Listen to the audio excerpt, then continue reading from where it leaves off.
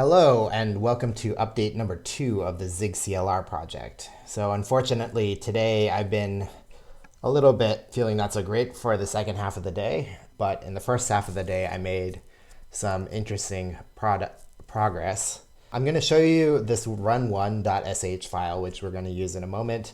But basically what it does is it executes the instrumented Zig compiler that we built before. And then it will pass into farout the libclr shared object from this directory. And then it's going to read the input file, and it's going to redirect the result to the name of the input file, except with .air.zig. So let's go ahead and run it. So we're going to do run1.sh test use before assign.zig.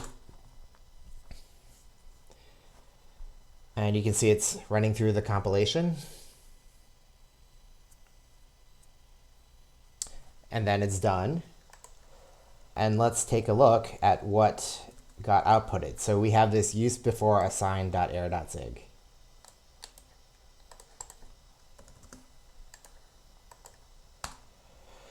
So the entry point for the function is at the very end here, and you can see it's going to call this fn 2011. I'm not sure I'm going to scroll all the way up to find that, but what we're going to do is we're going to take a look at one of the last functions. So this is function 20185, and you can see very clearly at the beginning here it corresponds to this function. So it's ArrayList.aligned when passed U8 and null dot ensure total capacity precise. Okay, so I don't really know exactly how that's used in a very simple program. I suspect it has something to do with like stack traces or something.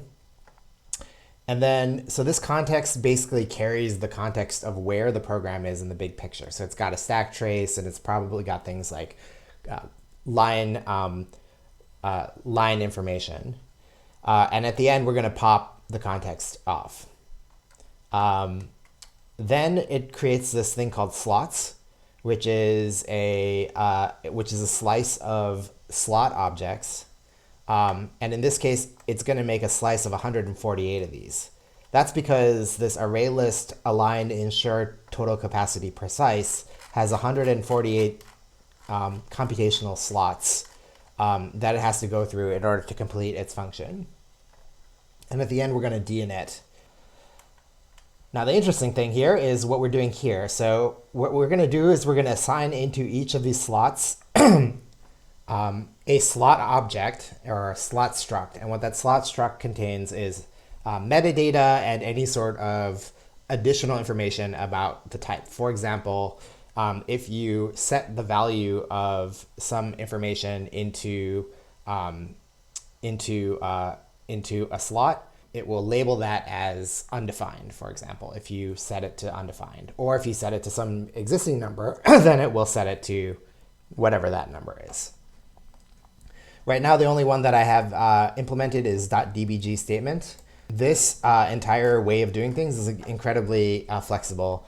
And I think it's going to be possible to effectively start labeling things in the slots. And within maybe the next two updates, I'll have a working undefined checker ready to go. So that's the first stage. Once I have the undefined checker completed, then I will move on to the basic memory safety checker. Okay, so that's what I've got. If you like what I'm doing in terms of like trying to improve how we can attach extra stuff into the Zig compiler, like, subscribe, and if you want, my sponsorship link will be in the text box below.